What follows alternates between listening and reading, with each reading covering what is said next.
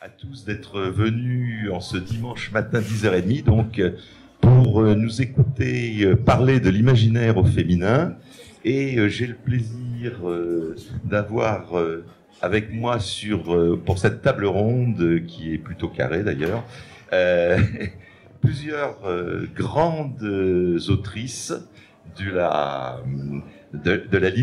littérature d'imaginaire. Alors, à côté de moi, Cassandra O'Donnell, qu'on ne présente plus, qui est l'auteur de la série à succès Rebecca Keane, d'une autre série à succès qui est Malenfer, et plus récemment de la légende des quatre qui est en cours, et le 3e volume est en train d'arriver.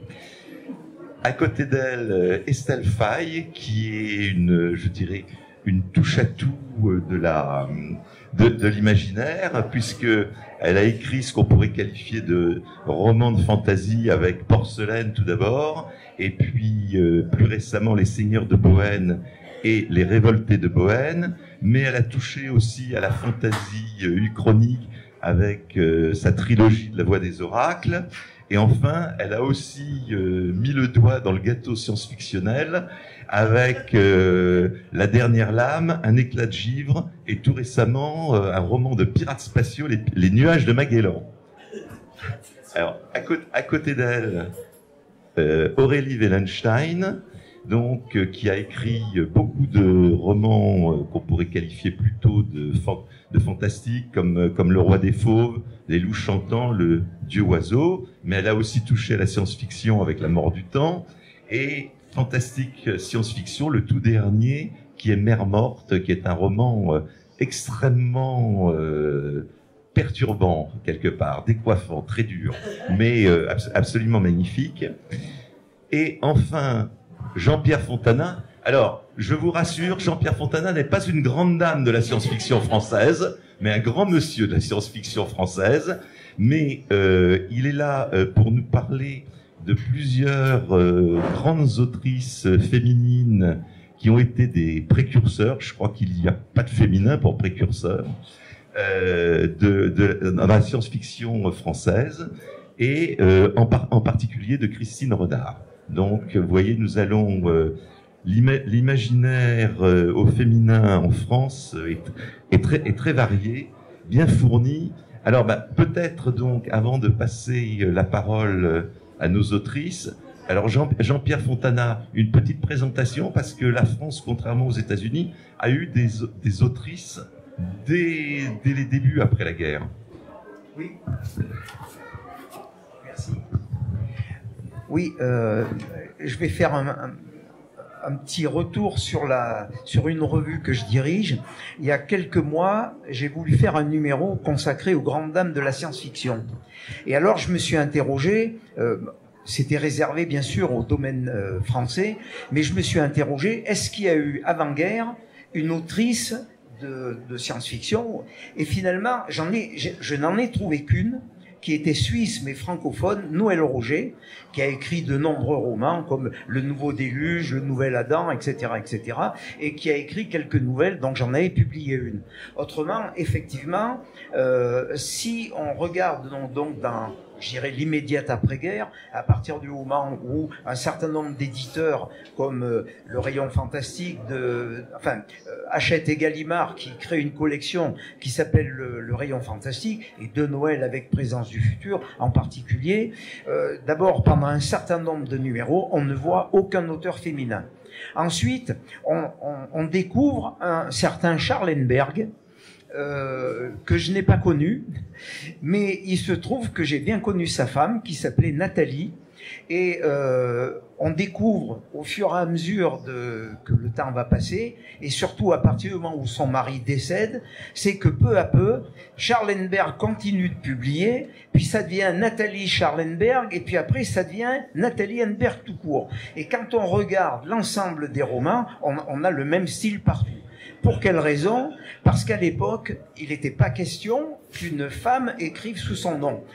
Aux éditions du Fleuve Noir, l'exemple typique, c'est Julia Verlanger, qui écrivait sous ce nom dans la revue Fiction, et dans la collection Anticipation, par exemple, elle écrivait sous le nom de Gilles Thomas.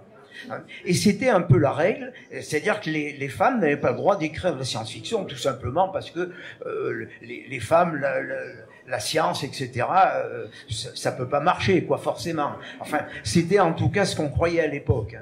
Donc, il y a eu un certain nombre d'auteurs féminins qui ont quand même publié au Rayon Fantastique. Donc, j'ai parlé de Nathalie Henneberg, qui, elle, je dirais, a deux caractéristiques. D'abord, des grands space opéras avec un langage très particulier.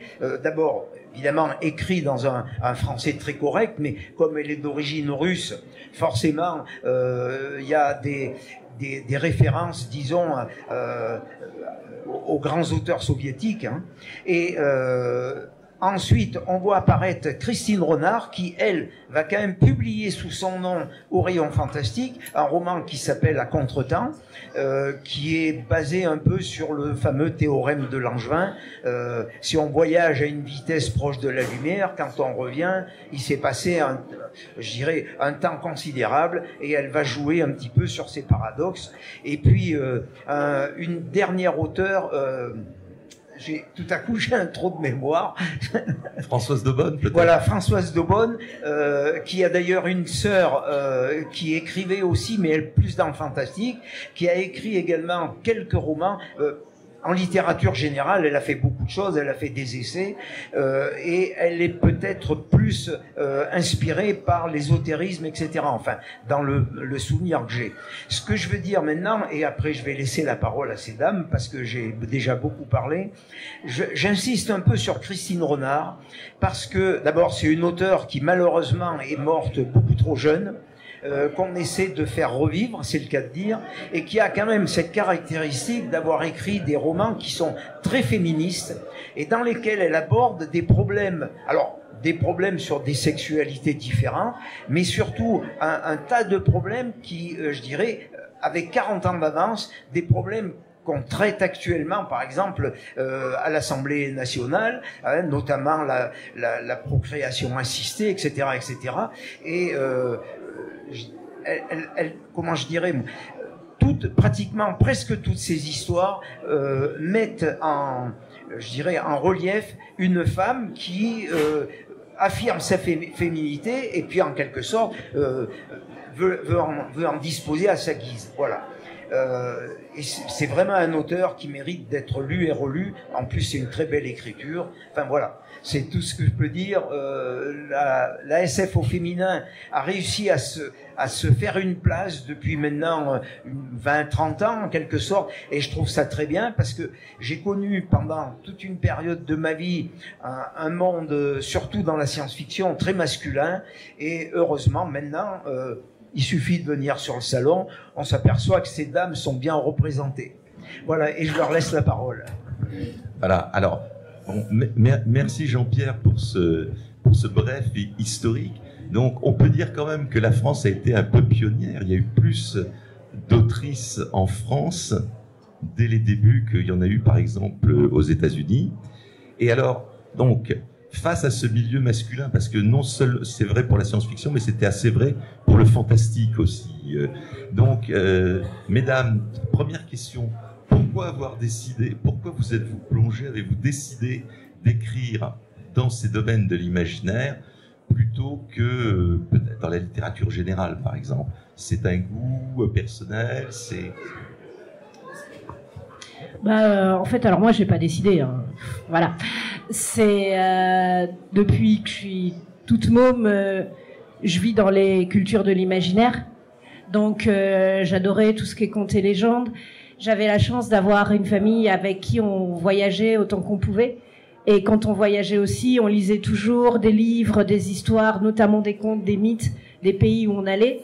Les pays où on pouvait pas aller, mes parents me les présentaient au travers des livres, au travers des films. Ma mère est une dévoreuse de science-fiction. J'allais piller ses petits poches avec les couvertures super bizarres de l'époque dans sa bibliothèque quand j'étais beaucoup trop jeune pour les comprendre. Je trouvais ça génial. Une autre, Jean-Luc Rivera parlait du Chronique tout à l'heure. Une autre de mes grosses sources d'inspiration, c'est le roman historique. Ça, c'est mon père, c'est un énorme dévoreur de romans historiques. Il m'a fait lire Le Nom de la Rose, donc quasiment dès sa sortie. On allait voir le film ensemble quand j'étais petite, je sais plus combien de fois. Je pleurais chaque fois que la bibliothèque brûlait. Et aussi une littérature dans les littératures justement où les femmes ont une place quand même assez tôt du côté anglo-saxon et qui m'a marqué, c'est tout ce qui est la littérature gothique et autour. Et mine de rien, là, il y a un monde qui, parce que justement, il était assez mal considéré, a laissé quand même une place à pas mal de femmes pour écrire à une époque. Et il y a des choses dedans qui sont super intéressantes et qui, mine de rien, sont aussi assez rebelles par rapport à l'époque. Et pareil, c'est un truc qui m'a bien parlé. Donc voilà, ça, c'était un peu ma base culturelle. Et après, j'ai fait des études de lettres et là, je me suis rendu compte assez vite que, en fait, ce qui pour moi était la culture dans laquelle je baignais, même si je lisais aussi, comme j'ai fait du théâtre, beaucoup de théâtre normal à côté, beaucoup de littérature classique, mais je me suis rendu compte que ma base culturelle était, disons, considérée comme quelque chose de marginal et d'un peu méprisable par une partie de la grande littérature avec beaucoup de guillemets.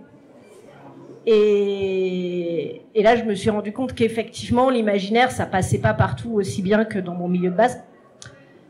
Mais voilà, dès que j'ai eu des histoires dans la tête, elles se sont écrites dans ces genres-là. Donc j'y suis allée, je les ai écrites dans ces genres-là parce que c'est ma façon de voir le monde, quoi. C'est tout. Moi, je suis plutôt une auteure. Enfin, je suis une grande lectrice de littérature générale. C'est ma base. Mes grands coups de foudre, mes auteurs préférés sont des auteurs de littérature générale. Mais j'aime aussi la littérature de genre. Et quand j'ai pas pensé que j'allais devenir écrivain, faut être très clair. Quand j'ai commencé à écrire, c'était parce que j'avais pris une année sabbatique. J'étais journaliste, je faisais du reportage pour la télévision, en fait. Et j'étais jamais là. Et j'avais deux de mes petits derniers, il y en avait un qui rentre en CP, l'autre en 6e. Et donc j'avais une année devant moi. Mais écrire un livre de littérature générale, c'est long. C'est très très long. Donc je me suis dit, tiens, qu'est-ce que je pourrais écrire rapidement? Alors je me suis tournée vers le polar parce qu'évidemment, le roman historique, par exemple, ça demande énormément de recherche. Vous perdez énormément de temps à ça. Et moi, j'avais très peu de temps devant moi. Il fallait que je fasse ça très vite. Et donc, j'ai regardé ce qui s'écrivait vite. Et il y avait deux choses qui s'écrivaient vite, le polar et le fantastique. Ben, voilà. Pour le coup, en ce qui me concernait, alors, évidemment, moi j'ai choisi la fantaisie urbaine. Pourquoi? Parce que l'heroic fantasy prend beaucoup de temps. Et généralement, ce sont des gros pavés. Donc je me suis dit, voilà, il n'y a pas d'auteur française dans ce domaine. C'est très drôle, c'est festif, ça s'écrit très rapidement et c'est comme ça que j'ai commencé à écrire. Mais c'était vraiment le hasard. J'ai vraiment entre le polar et l'urban fantasy, j'étais vraiment hésitante. Donc moi, ça me dérange pas. Je passe d'un genre à l'autre. Je suis plutôt une lectrice de littérature générale, mais j'adore le fantastique, j'adore les thrillers. J'aime tous les genres de littérature à condition que ce soit bon. Voilà, c'est la seule chose, c'est que ce soit bon. Et je me suis aperçue que, étonnamment d'ailleurs, il y avait, d'un point de vue strictement littéraire, il y avait énormément de livres d'heroic fantasy qui étaient bien mieux écrits que la moitié des livres qui sortaient pour la rentrée littéraire de littérature générale.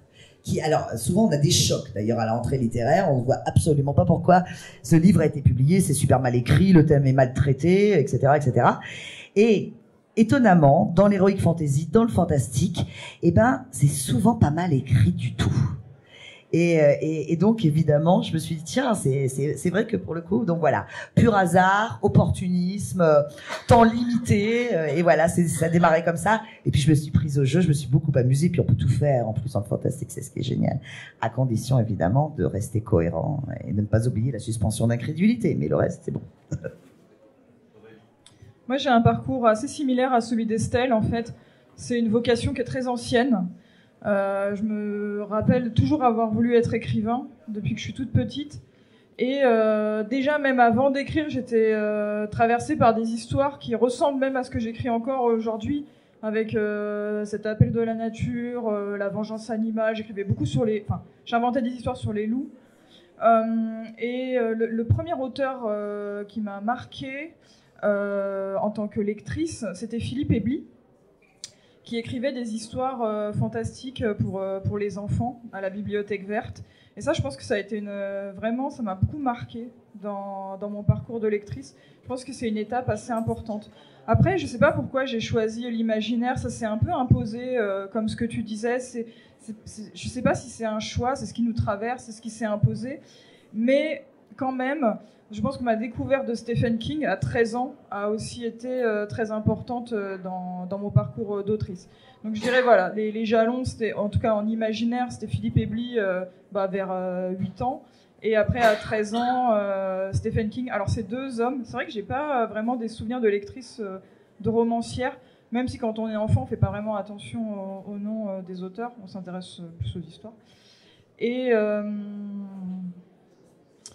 aussi, pour l'imaginaire, peut-être que c'était lié au fait que mon grand-père était artiste peintre et j'ai grandi au milieu de tableaux fantastiques assez noirs et sombres.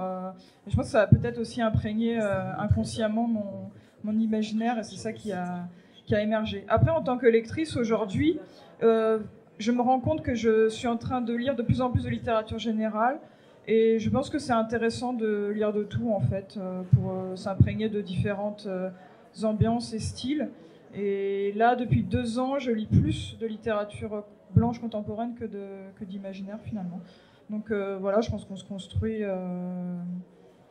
au fil de nos parcours et de nos découvertes. Mais après, au niveau de l'imaginaire, comme toi, je pense que c'est une imprégnation très ancienne et très étrange. Finalement, c'est un peu quelque chose qui vient, on ne sait pas d'où, et qui nous possède. De l'enfance, je pense. Parce que ce dont je parlais avec Estelle, je disais, moi j'aurais pensé que tu aurais eu un coup de foot sur Jack London. Oui, alors j'en ai pas parlé. Tu exact. vois Oui, non, c'est vrai. Et moi c'était Jack London quand j'étais petite et L'île au trésor de Stevenson quand j'avais 7 ans. Ça a été un choc incroyable quand j'avais cet âge-là. J'avoue que Stevenson, c'était mon héros. Mais heureusement que tu en as parlé, parce qu'en plus je voulais en parler, mais Jack London, c'est pour un enfant, moi Cro-Blanc et L'Appel de la forêt, je l'ai lu, mais je sais pas combien de fois, et je surlignais tous les passages. Mon édition d'enfant, elle est déglinguée, parce que j'ai quasiment fait tout surligné, parce que tout me plaisait, donc j'avais tout surligné, tout le bouquin. C'est juste, je disais, oui, je rejoins complètement Cassandra sur L'île au trésor, beaucoup relu aussi, à fond sur le personnage de Long John Silver, qui me fascinait complètement. Bon, j'adore les océans aussi, donc forcément L'île au trésor. Et puis, pour rebondir juste sur un truc qu'a dit Aurélie, j'ai l'impression, après, au fil des festivals, au fil des rencontres, que finalement, quand on aime l'imaginaire ou les gros lecteurs d'imaginaire, en fait, ils lisent souvent de tout. Au moins en France, en tout cas. Que vraiment, je rencontre pas de lecteurs d'imaginaire qui me disent « Moi, je lis que de l'imaginaire, je toucherai jamais un livre de littérature blanche, Valérie Rétro, Satanas, tout ça. » Et je rencontre encore des lecteurs de blanche qui vont lire que de la blanche. Mais par contre, les lecteurs d'imaginaire, j'ai l'impression, c'est pour l'essentiel, avant tout des gens qui cherchent juste des bonnes histoires, des bons personnages, et qui les cherchent dans tous les genres, qui vont pas faire de hiérarchie finalement. Et ça, j'aime beaucoup, parce que pour moi, oui, avant tout, il y a des bonnes histoires. Par exemple, L'île au trésor, quand je l'ai lu, c'était du roman d'aventure, quoi. Pour moi, c'était pas de la littérature générale. Donc voilà, c'est des histoires avant tout. Bon, moi, j'avoue que je plaide coupable. C'est vrai, j'aime lire d'abord des bonnes histoires, et les bonnes histoires, je les trouve en général que dans l'imaginaire, sous toutes ses formes, science-fiction, fantasy, etc. D'ailleurs, la preuve, c'est que je vous ai lu toutes les trois. Je me suis régalé. Et justement, ça va m'amener à ma question suivante, parce que pour rester dans cet imaginaire vu au féminin, ce qui m'a frappé, parce que je crois avoir lu tout ce que vous avez écrit, je pense, toutes les trois, je pense avoir lu tous vos romans, et ce qui m'a frappé, c'est que même lorsque vous abordez des domaines comme la science-fiction, comme l'urban fantasy, il y a toujours en même temps, et ça je voudrais savoir si c'est peut-être une caractéristique de l'aspect féminin de l'écriture, c'est qu'il y a toujours ce qu'on pourrait qualifier de côté fantastique, c'est-à-dire que même dans la science-fiction, il y a quand même de l'animisme, il y a des esprits de la nature, etc. Donc il y a une sorte, il y a une approche qui est très différente, j'allais dire, de celle des auteurs masculins. Donc je ne sais pas qu'est-ce que vous en pensez à partir de ce que vous écrivez.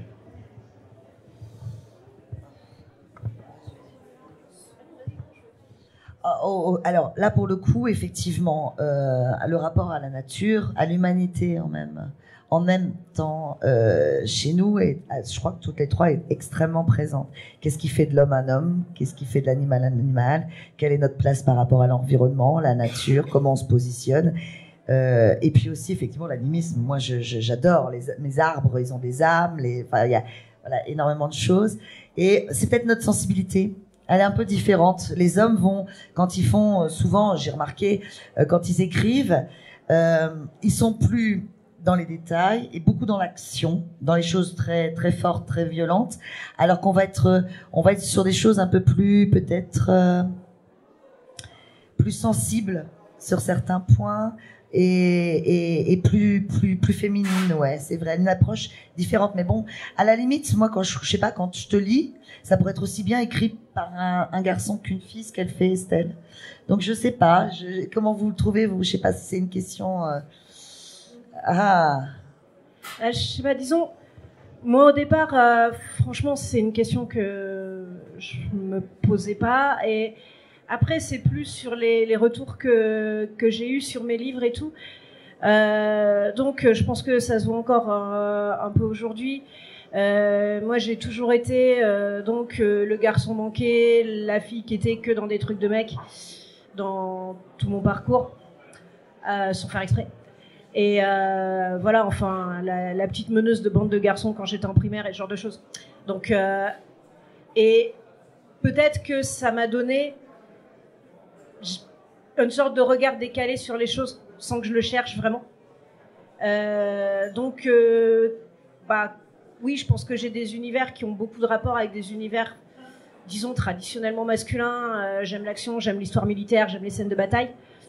Clairement, j'adore ça. Oui, c'est pour ça que je te disais ça. Parce que toi, justement, elle choisit des thèmes quand même qui sont assez masculins, je trouve, dans tes choix de base. Alors que moi, je suis plutôt dans les thèmes plutôt féminins.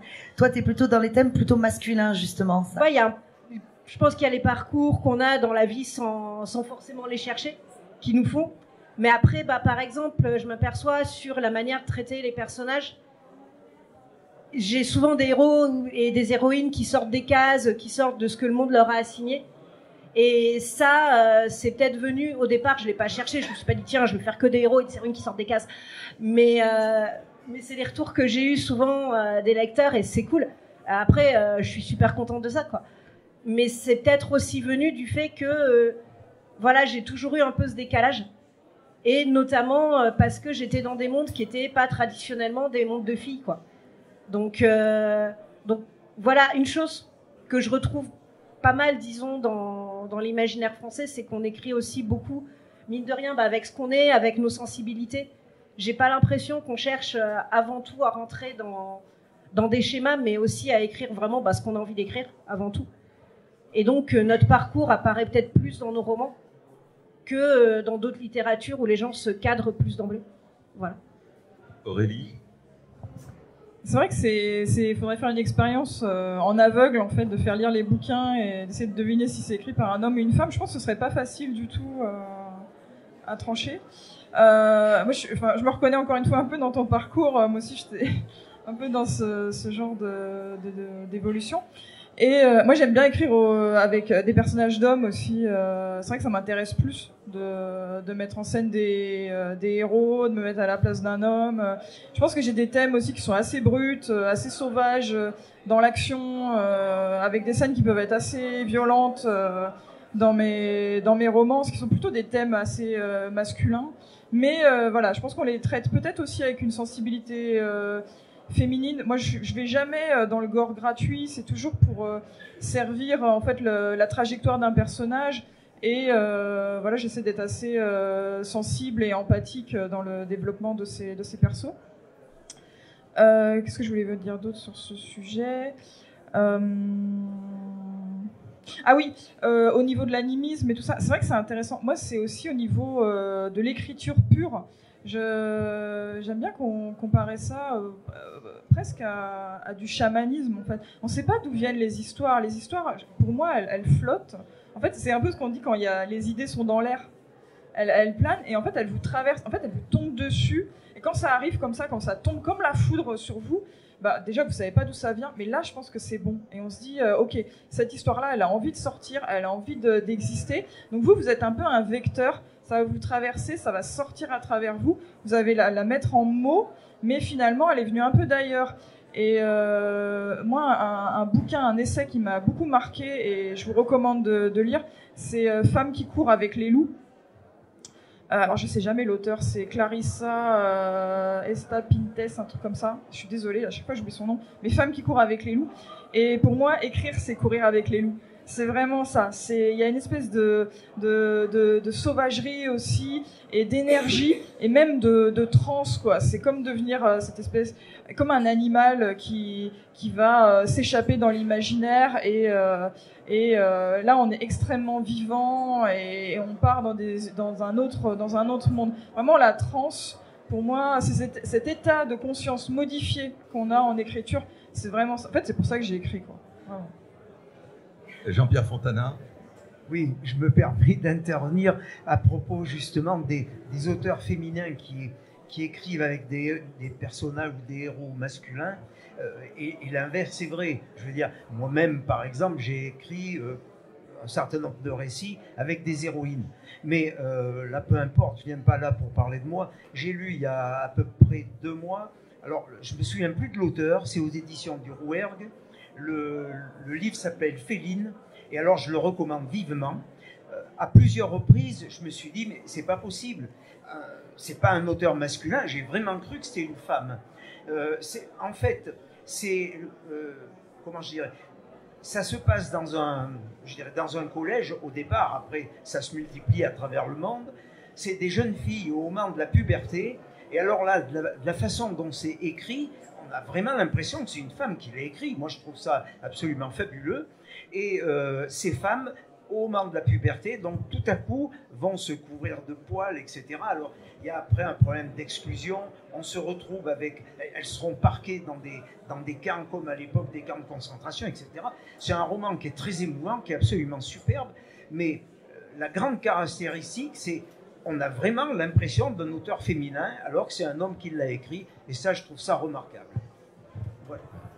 Oui, je voudrais revenir un petit peu là sur ma question précédente. Et alors peut-être en prenant des exemples plus spécifiques, parce que moi c'est ce qui va frapper. Bon, Cassandra O'Donnell, la légende des 4, on est dans un monde post-apocalyptique, la Terre a été ravagée, etc.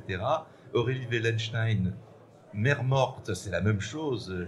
C'est une Terre où les océans ont disparu, etc. Donc on est dans des univers de science-fiction post-apocalyptique absolument traditionnels. Les nuages de Magellan, Estelle Faye, là on est dans du space opéra de pirates dans l'espace le plus débridé. Et toutes les 3, vous traitez cela, je pense, d'une manière qui est complètement différente de celle dont aurait pu le traiter un auteur masculin. Parce que vous introduisez justement une autre vision, une autre sensibilité. Bon, on a parlé animisme, chamanisme, etc. Dans les nuages de Magellan, on a aussi tout cet aspect de, comment dirais-je, de l'empathie entre les êtres. Et qu'est-ce qui fait qu'on est humain alors qu'on est en partie mécanique, etc. Donc il me semble que là, en prenant ces exemples-là, vous avez une approche qui est très différente de celle qu'auraient des auteurs masculins pour la même chose. C'est une bonne question. Alors moi, personnellement, quand j'ai écrit La légende des 4, de toute façon, mes 4 adolescents sont des tueurs. Faut être très clair, les 4. Le problème n'est pas là. C'est que moi, ce qui m'intéressait, c'était de travailler, et là, c'est l'auteur féminine qui parle peut-être, cette espèce de mutation qu'ils ont, vous savez, à l'adolescence, cette transformation, la période des instincts. Et j'ai incarné ça, justement, avec cette métamorphose en animal. Cette période, voilà, il y a les ados, c'est destiné aux 12-14, donc c'est cette période très particulière où tout à coup ils mutent. Vous savez, c'est comme les gremlins quand on leur donne à bouffer après minuit. Et donc, à un moment donné, ils changent. Et là, c'est quasiment symbolique, c'est-à-dire cette métamorphose de mes adolescents en animaux, c'est exactement ça. Et pour le coup, ça m'intéressait de parler de cette période de l'adolescence, mais aussi de parler de l'humanité. Parce que ces ados, ils vont devenir des adultes responsables vis-à-vis d'un environnement, vis-à-vis des tas de choses, avec des tas de responsabilités. Et c'était le moment où, quand j'ai traité cette période post-apocalyptique, j'ai opposé ces ados qui devenaient des animaux aux humains, à l'humanité irresponsable, l'humanité avide, l'humanité qui sans cesse qui est ingrate, difficile, compliquée, et face à ces ados qui étaient censés défendre la nature, avec cette fraîcheur à la fois d'enfants qu'ils avaient encore et d'animaux et ces défenses d'animaux. Et là, pour le coup, je sais pas si un homme l'aurait traité différemment, parce que moi, mes ados sont des sauvages. Hein. Faut être très clair, ils se posent pas de questions. Il n'y a pas de notion de bien et de mal pour les animaux. À partir du moment où ils sont sous forme animale, ils se posent pas du tout de questions. Donc, je sais pas comment un homme l'aurait traité autrement, mais peut-être avec un peu plus de sauvagerie encore. Peut-être un peu plus de sauvagerie, un peu moins de questionnement, j'en sais rien. Ils sont pas si primaires que ça, les hommes, quand même. Moins de psychologie, allez, on va dire ça comme ça. J'en sais rien. J'ai lu des bouquins tellement sensibles de la part d'hommes que, enfin, des bouquins qui m'ont profondément touchée. Je sais pas si un homme l'aurait traité différemment. Parce que c'est déjà très trash, et vous allez voir, et ça monte en puissance à chaque tome dans la boucherie, donc je ne sais pas. Je sais pas ce qu'il pourrait rajouter de plus. Sur comment dire, tout ce qui est trash, tout ce qui est gore, j'ai au contraire l'impression, moi aussi je lis beaucoup de polars par exemple, que sur la noirceur, sur le trash, sur le gore, par moment presque les femmes vont y aller au moins aussi à fond, voire davantage. Et clairement, on n'a pas peur quand ça charcle. Et mais après, plus pour venir sur les nuages de Magellan, donc ouais, c'est dans l'histoire, c'est dans l'espace, il y a de la piraterie. Justement, tout à l'heure, on parlait de l'île au trésor, et j'adore les romans maritimes, j'adore les histoires de voyage, et j'adore Long John Silver. Tout le monde connaît Long John Silver dans la salle? Voilà, ok. Donc, mine de rien, voilà, j'adore les vieux pirates couturés de prothèses, de cicatrices et tout. Mais simplement, il y a un moment, je me suis dit aussi, Long John Silver, au bout d'un moment, tous ces personnages-là, c'était des mecs, et j'avais envie aussi que ça soit des femmes. Donc je me suis fait plaisir dans les nuages de Magellan, parce qu'après tout, c'est bien de se faire plaisir aussi. Et donc j'ai fait une vieille capitaine pirate couturée de prothèses, absolument acariâtre et tout. Et voilà, j'ai adoré faire ça. Et donc ouais, là, il y a aussi ça qui a joué. Et peut-être aussi Tu penses qu'un homme aurait écrit différemment? Je sais pas. Après, il y a un truc qu'a dit Jean-Luc qui me fait un peu réfléchir. Disons, j'ai l'impression en tout cas que peut-être parce que quand on se lance en littérature, enfin peut-être qu'aussi parce que quand on se lance en littérature, il y a moins les attentes de sérieux par moment, j'ai l'impression, qui pèsent sur certains auteurs hommes. On va peut-être plus aller directement dans ce qui nous parle. Donc par exemple dans les tripes chamaniques dont parlait Aurélie, c'est vrai que le côté déclencheur de la création aussi, il y a Mélanie Fazi qui est une super autrice qui en parle très bien. De ce côté, de pas simplement chercher à bien faire une histoire avec tous les bons boulons, mais aussi, mine de rien, d'avoir un truc un peu plus peut-être, chamanique ou spirituel ou organique, quoi, dans la création. Parce que, mais peut-être pour des raisons culturelles, on s'attend moins à ce qu'on soit hyper sérieuse et tout, donc on peut peut-être se permettre un peu plus de choses là-dessus. Ah oui, c'est vrai que les hommes sont souvent plus sérieux dans leurs écrits. C'est-à-dire que quand ils écrivent, moi je mets beaucoup d'humour dans mes textes, toujours énormément de second degré d'humour. J'introduis des blagues, et c'est vrai que les hommes ont beaucoup moins tendance à faire ça. Et c'est peut-être plus facile pour nous, tu vois, parce qu'on s'attend moins à ce qu'on soit vraiment, donc... Oui, nous on se dit, bon, c'est une auteure, c'est une nana, c'est pas grave. Bon, quoi, il y a un truc de science qui colle pas, bon, c'est une fille, bon, voilà. Il y a un petit peu ce côté-là, cette espèce d'indulgence paternaliste, je dois dire, qui nous fait bien marrer, parfois. Mais objectivement, c'est vrai que pour le coup, c'est la question qui se pose, c'est ça, c'est-à-dire que je crois on se dit, bon, on s'en moque, enfin, on va y aller, on va aller à fond, ce qui va nous faire rire, on va le mettre. Et les hommes, c'est vrai que dans l'humour, sont souvent bien moins bons. Et dans le second degré aussi. Mais ça, disons, en tout cas, il y a une sorte de liberté qu'on a peut-être un peu comme ça, culturellement à la base, et où on peut en profiter. Et puis oui, pour se poser des questions aussi, mine de rien, il y a toutes les traditions culturelles, donc de sorcières et autres, qui sont quand même majoritairement féminines, où il y a tout ce côté de comment naissent les choses, mais vraiment de manière organique et pas simplement comment faire un super plan en 5 étapes et après chaque étape va être divisée en 218 sous-étapes. Je veux dire, il y a plein d'autrices qui le font aussi, mais peut-être que culturellement, c'est moins imposé aux femmes et ça nous permet peut-être plus facilement d'aller voir ailleurs aussi, si on y est. Oui, effectivement, je sais pas, parce qu'il y a quand même... Là, après, ça dépend. Tu as aussi des autrices qui vont faire des plans et fonctionner comme ça. Mais en tout cas, moi, à titre personnel, c'est vrai que j'écris pas avec la tête, j'écris avec le ventre. Je pense que c'est vraiment important. Et après, c'est très dur de répondre à ta question, en fait, parce qu'on ne sait pas, tu vois, si un homme aurait fait cette histoire de façon différente. Mais comme je dirais, on le fait avec sincérité. Tu vois, je pense qu'on ne cherche pas à jouer un rôle. C'est pour ça que je parlais de ça nous traverse. Et voilà, on est sincère, donc ça reflète ce qu'on est, finalement. Donc ça reflète notre féminité. Je pense que c'est ça qui va... éclairer le texte à la lumière féminine, c'est parce qu'on a écrit avec sincérité, avec ce qu'on est, avec notre histoire, avec notre parcours, avec le ventre, voilà, et pas chercher à faire une histoire qui rentre dans les canons ou qui va... Enfin, moi, je suis assez underground, quoi. Je pense que j'écris un peu pour les happy few, quoi. Des textes assez dark, assez bizarres, assez barrés, assez étranges. Je suis beaucoup dans l'étrangeté, mais voilà, je pense qu'avec moi, mon rapport à l'écriture, comme je disais, c'est ce rapport un peu chamanique et aussi d'écrire, ça va peut-être vous sembler bizarre, mais aussi en s'appuyant sur des cycles énergétiques. Nous, les femmes, on fonctionne aussi avec la lune. Et voilà, moi, je m'appuie sur des cycles d'énergie. Je sais que quand ça va moins bien, quand je suis en down, je vais pas forcer. Par contre, je vais m'appuyer quand je suis en up énergétique. Là, je vais pouvoir vraiment sortir quelque chose qui va être...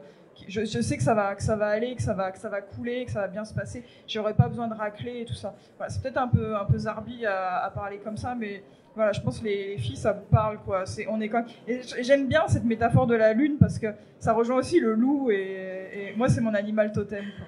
Alors là, pour le coup, moi, je suis pas du tout, jamais dans la souffrance, jamais dans la douleur, jamais de besoins fondamentaux.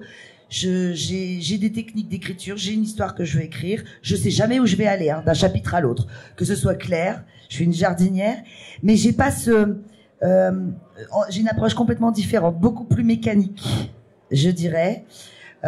Simplement, quand je m'assois devant mon ordinateur, la seule chose, c'est que je veux rire au moins 2 ou 3 fois quand j'écris. Voilà, ça c'est ce qui me motive, c'est-à-dire que quand je commence une histoire, je veux quelque chose qui me fasse rire et qui me détende. Donc je suis pas du tout dans le même, on est aux opposés en fait, aussi bien de façon je suis dans la légèreté la plupart du temps, y compris quand j'écris.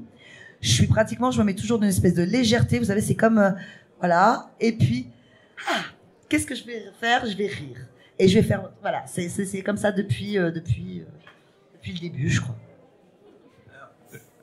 Mais juste, je vais rebondir sur 2 choses si je peux. D'abord, c'est sur le côté underground d'Aurélie. Bon, je rappelle quand même qu'Aurélie est juste l'une des finalistes du prix des youtubeurs de l'imaginaire en ce moment, qui a été finaliste du prix des Imaginal des lycéens et tout ça. Enfin bon, donc c'est un underground très relatif, hein, quand même, on va dire. Voilà, désolé, hein, pardon. C'est voilà, donc. Et après, oui, après, je pense que justement, c'est de toute manière, avant tout. Chaque personne qui écrit a des approches différentes. Pareil, j'ai aussi une approche complètement différente. Enfin, voilà, je suis complètement camée au boulot. J'adore bosser, écrire, réécrire. Voilà, très franchement. Et puis, j'aime bien juste, oui, quand je suis entraînée vraiment dans ce que j'écris. Et que je me dis, par contre, disons, quand il y a quelque chose qui m'ennuie vraiment à écrire, que je sens vraiment pas, où je me dis là ça bouge pas, ça vit pas, en général c'est que c'est pas une bonne scène, c'est pas ce qu'il faut écrire. Et là voilà, je me dis si vraiment je suis devant mon ordinateur en train de tirer une gueule de 10 pieds de long et de m'ennuyer comme un rat mort, là par contre c'est un signe, et c'est un signe que c'est pas ça qu'il faut écrire. Voilà, donc c'est pas, je vais pas rigoler parce que objectivement vu ce que j'écris, bon ça serait quand même hyper cruel vis-à-vis de mes persos, mais en tout cas disons je rejoindrai un peu Cassandra sur ce truc où moi en tout cas faut que je sois faut vraiment que je sois dans l'action, faut que ça vive, faut que ça m'entraîne dans le truc, parce que sinon si ça vit pas, si ça m'entraîne pas vraiment jusqu'à l'aube dans mes scènes de bataille ou autre, bah, c'est que c'est pas bon en fait. Et si moi ça m'ennuie, ça va ennuyer le lecteur 10 fois plus. Et, voilà.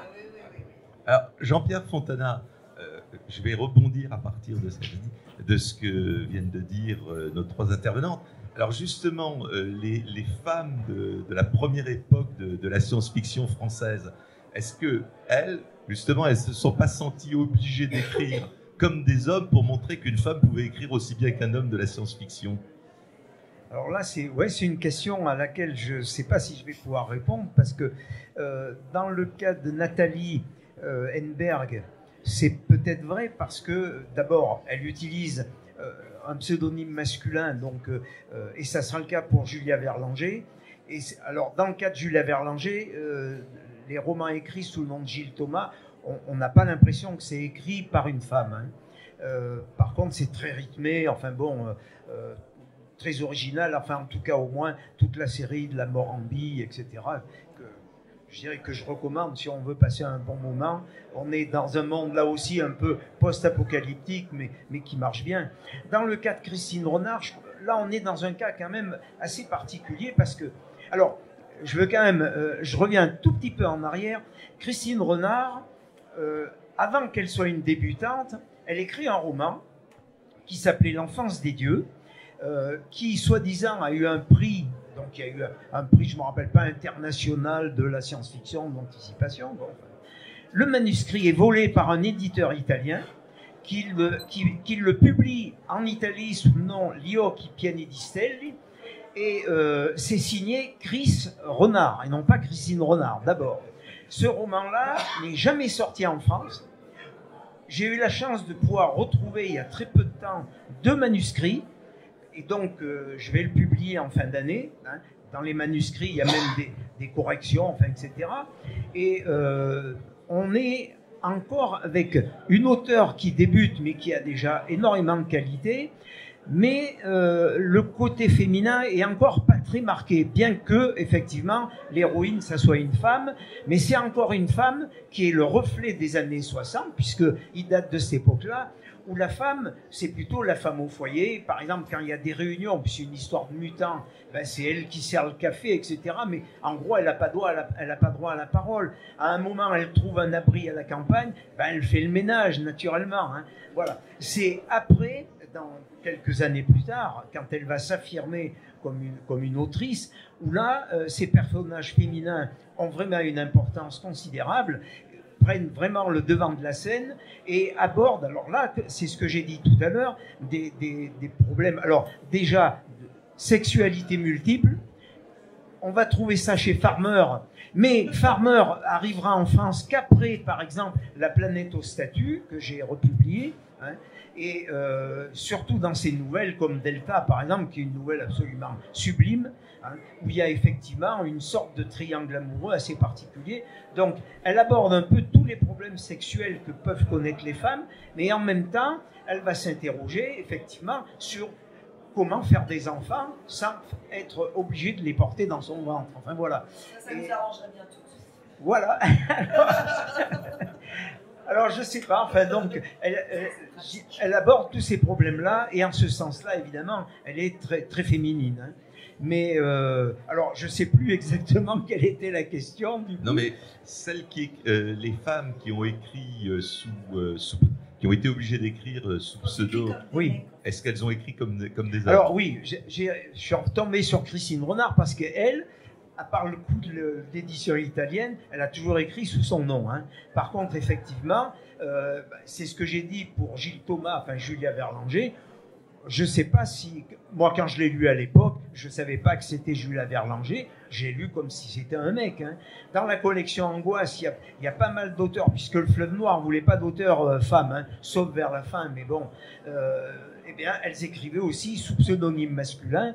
Et... quand je les ai lus à l'époque, je ne crois pas m'être imaginé que ça pouvait être une femme derrière. Donc je pense qu'elles essaient peut-être d'écrire comme les hommes. Et puis d'un autre côté... On essaie pas d'écrire comme oui, mais est-ce qu'il y a vraiment... Naturellement, ouais. on s'en fout. Oh. Mais est-ce qu'il y a vraiment une écriture masculine ou féminine? Je ne suis voilà. pas certaine, moi. Voilà. Je suis pas du tout certaine. Il y a plein de livres où j'aurais été incapable de vous dire si c'était un homme ou une femme qui l'écrit. Oui, oui. Je dirais que c'est pour ça que c'est difficile de dire qu'est-ce qui est féminin dans nos romans, qu'est-ce qui est masculin, est-ce que nous on va le traiter différemment parce qu'on est des femmes. On peut, ça, enfin pour moi en ce qui me concerne, ce ne sont que des spéculations.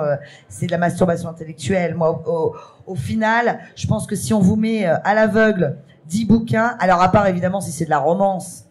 Ou des littératures spécifiquement féminines. Et encore, je connais des mecs qui écrivent sous pseudo féminin des romances et des livres très osés, érotiques. Ça, j'en connais quelques-uns. Je ne citerai pas de nom parce que c'est pas sympa pour eux. Mais en l'occurrence, voilà, il y a des genres où effectivement les femmes écrivent beaucoup plus, elles sont beaucoup plus nombreuses, comme la romance. Mais etc. Mais vous avez aussi des auteurs de polar et de thrillers extrêmement connus.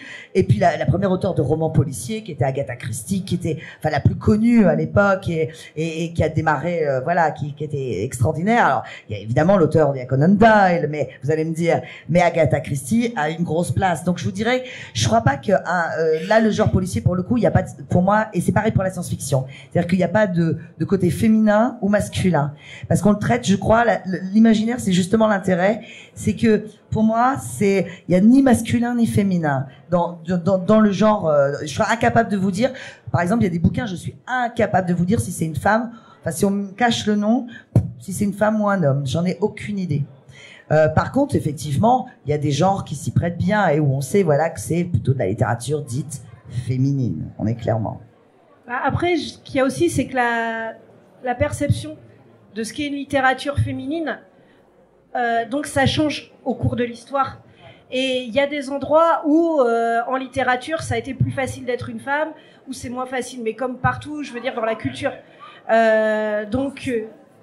C'est là, je parlais de romans gothiques au début. Mine de rien, quand on voit, par exemple, la place des femmes dans la littérature anglaise, donc au 19e siècle, quand c'est du roman gothique un peu déconsidéré et tout, donc là, il y a plein de femmes, ça pose de problème à personne. Et puis, quand le roman commence à devenir quelque chose quand même d'un peu installé, d'un peu mieux considéré, là, tout à coup, il y a de plus en plus d'hommes et de moins en moins de femmes. Mais c'est pareil, enfin... là, par contre, c'est Aurélie qui va connaître, je pense, peut-être mieux que moi, mais sur les débuts de l'informatique, ou quand c'était des champs encore pas trop bien considérés, il y avait plus facilement de la place pour les femmes aussi, quoi. C'est quand quelque chose commence à devenir un peu bien en cours. Bon, c'est pas un moment un peu plus difficile pour les femmes de faire leur trou, quoi. Voilà. Je veux dire, sociologiquement, culturellement.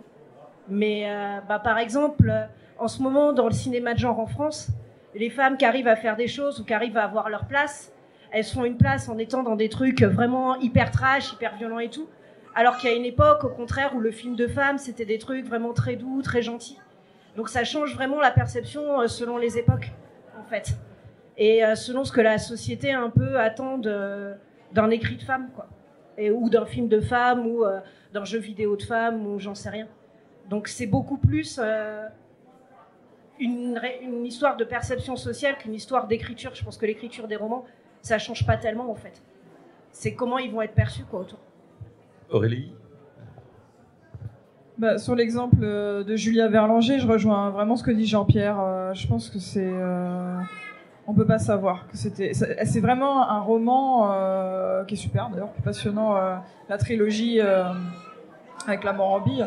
Et effectivement, c'est un roman qui est très viril, très très viril, et qui est un peu macho aussi. Hein. Vraiment, le personnage féminin, la femme est toujours très dénudée. Il y a un côté très viril. Ça a été republié chez Bragelonne, un intégral, La route sauvage, sous le nom de Julia Verlanger.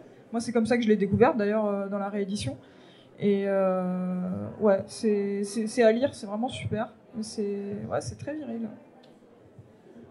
Mais c'est vrai que dans certains cas, je pensais en même temps au scandale énorme qu'il y a eu, c'était à la fin des années 60 aux États-Unis. Il y avait un auteur qui s'appelait James Tiptree Jr., qui avait pas mal de succès. Et un jour, on découvre horreur absolue pour le fandom américain, c'était une femme. Et personne ne s'était douté de rien pendant 15 ans. Et la seule chose qui étonnait, c'est que James Tiptree Jr. était très timide et ne voulait pas apparaître dans les conventions. Voilà.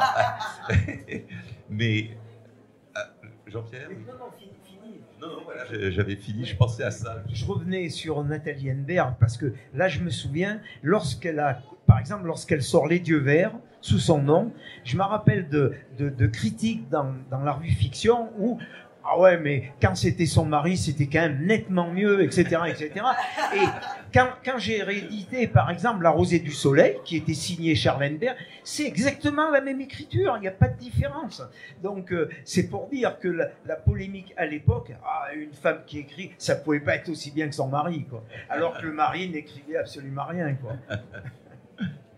À l'époque, c'était Willy qui avait spolié les œuvres de Colette. Ouais.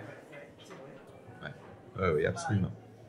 Alors, peut-être pour continuer à aborder cet imaginaire au féminin, il y a aussi un sujet, et là je suis ravi d'avoir 3 autrices avec nous, justement. Alors vous remarquerez que j'emploie le mot autrice, c'est tous ces questionnements qu'il y a aujourd'hui sur la manière d'écrire, l'écriture inclusive, etc., etc., la féminisation d'un certain nombre de mots. On cherchait précurseur tout à l'heure, on n'a toujours pas trouvé de mot féminin pour précurseur, etc. Donc, mesdames, qu'en pensez-vous? Je suis un peu tiraillée entre je m'en moque complètement, c'est-à-dire que je me sens pas particulièrement concernée, et puis une réaction où je me dis, les mots, ça compte parce qu'on forme les esprits. Et quelque part, je comprends le combat voilà, cette place du mot, parce que les mots forment la pensée. Et la pensée, c'est fondamental. La pensée évolue. Et à partir de ce moment-là, je vais me pencher un peu plus sur la question. Je suis pas une spécialiste du genre. Au début, ça m'intéressait. Pour être très clair, oui, bon, voilà. C'est comme, vous savez, quand ils se sont battus pour qu'on nous appelle toutes madame et pas mademoiselle. Moi, j'aimais bien mademoiselle. Ils m'emmerdaient profondément, les féministes, à ce moment-là. Je préférais qu'elles se battent pour l'égalité des salaires. Voilà. Que pour changer mademoiselle, que je trouvais charmant. Bref, mais par contre, le mot, ça forme la pensée. Donc là, c'est important. Donc oui, une féminisation de certains mots, se battre. Le masculin qui l'emporte toujours sur le féminin, c'est un questionnement sur des tas de choses. Et effectivement, là, pour le coup, il y a tout un processus. Mais je pense que tu t'intéressais au sujet, toi? En fait, disons, j'ai un peu évolué aussi donc d'une manière, je pense, un peu parallèle à la tienne. C'est-à-dire qu'au départ, donc quand j'ai commencé à écrire, avant tout, j'écrivais des histoires. Et pour moi, j'étais auteur avant d'être une femme, en fait. Parce que je pense que si j'avais plus d'histoire dans la tête, et que j'étais encore une femme, je serais une personne bien plus différente de ce que je suis maintenant que si j'étais un mec avec toujours des histoires dans la tête. Donc c'est comme ça que je voyais les choses à l'intérieur. Et puis ensuite, il y a le vrai monde autour. Et voilà, la société, tout ça. Et mine de rien, ce que j'ai vu dans le vrai monde et ce que j'ai vu aussi dans le combat des réalisatrices, parce que c'est hyper dur, par exemple, d'être réalisatrice en France aujourd'hui. Ce que j'ai vu dans le théâtre aussi, parce que j'ai fait de la mise en scène, c'est hyper dur encore pour une femme de faire de la mise en scène. C'est que pour une partie de la société, hélas, c'est toujours pas pareil quand c'est un homme ou une femme qui est le créateur.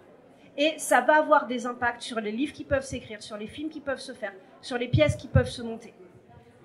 D'où l'importance, effectivement, de cette bataille des mots. Voilà, d'avoir des mots. La féminisation de certains mots. Et je vois pas pourquoi ils seraient uniquement masculins. Hein. Parce que c'est vrai que pour le coup, les mots amènent à la pensée.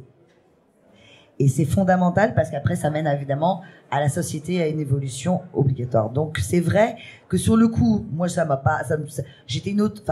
un auteur, j'étais un écrivain, je me posais pas la question. On écrivait le français de cette façon, voilà. Mais après tout, le français évolue. Il a plus rien à voir avec celui qu'il était. Donc, ça peut faire partie effectivement, enfin, pour moi, peut faire partie des chevaux de bataille importants, ouais. Importants à l'avenir. Nous, donc, je réintroduis maintenant un peu de féminisation des mots dans mes romans, surtout pour la jeunesse, les tout petits. Comme ça, ils vont s'y habituer. Et voilà, insidieusement, je me suis dit, bon, allez, on va s'y mettre. Hein. Je suis pas, à la base, je suis pas, voilà. Pour moi, enfin, c'était pas important. Et après, je me suis dit, mais si, c'est important, en fait. Et maintenant, je commence à introduire effectivement des mots et à féminiser les mots qui devraient l'être. Je rebondis quand tu as parlé de mademoiselle.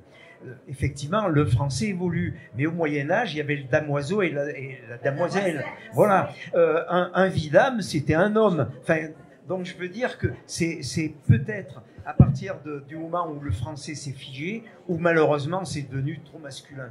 Mais je suis tout à fait d'accord pour le combat des femmes pour féminiser un certain nombre de termes. Bon, il y a quelques fois où, ou alors il faudrait en inventer un autre. Voilà, on invente, et peut-être que, effectivement, nous les écrivains, à force, les enfants qui nous lisent, je sais pas, sur les centaines de milliers d'enfants qui lisent les Malenfers, par exemple, vous collez des mots, etc. Les enfants, ces mots vont rentrer dans leur esprit, dans leur mémoire, et ça va devenir après des mots courants, du langage courant. Donc pour nous, effectivement, on peut jouer un rôle en tant qu'écrivain, très important. Voilà. Oui, dans les mots et puis aussi dans la jeunesse, mine de rien, de montrer que, après tout, quelqu'un qui écrit des livres ou qui est scientifique ou qui va brandir une grande épée, c'est pas forcément un garçon. Et que ça soit naturel dans les histoires qu'on écrit. Après, ça fait que les petits lecteurs qui lisent ça, voilà, fille ou garçon, ils voient que ça peut être naturel, ça. Simplement. Ça devient pas naturel pour eux. Ouais. C'est ça que je voulais rebondir, c'est aussi sur le phénomène des archétypes. C'est-à-dire qu'on a tendance à... et en jeunesse, c'est important de défaire ces archétypes-là. C'est-à-dire qu'on a tendance à mettre une soigneuse et un guerrier, et donc d'essayer d'inverser ça, par exemple dans la jeunesse, que ce soit la guerrière avec son épée, et qu'elle soit pas la belle qui soit sauvée par le chevalier, tout ça, un peu de renverser ces grands rôles-là. Et sinon, pour revenir aux mots, autrice, c'est encore un mot qui est assez... polémique, les gens l'aiment pas trop au niveau de la sonorité, et moi je me suis rendu compte que c'était assez récemment en fait que c'était complètement absurde, même dans la chaîne du livre, parce qu'on dit lectrice, éditrice, traductrice, auteur, mais c'est complètement idiot quoi. C'est même dans la sonorité, voilà, autrice, éditrice, lectrice, autrice, ça et traductrice, vraiment c'est logique d'employer autrice, donc maintenant je m'y suis mise aussi. J'ai un peu un cheminement comme Cassandra. Au départ, j'en voyais pas spécialement l'intérêt. Enfin, ça me parlait pas trop. Mais maintenant, oui, c'est quelque chose que j'y fais plus attention en fait. Ok, on m'a fait des grands signes parce que nous avons atteint 11h30. Le temps a passé très vite.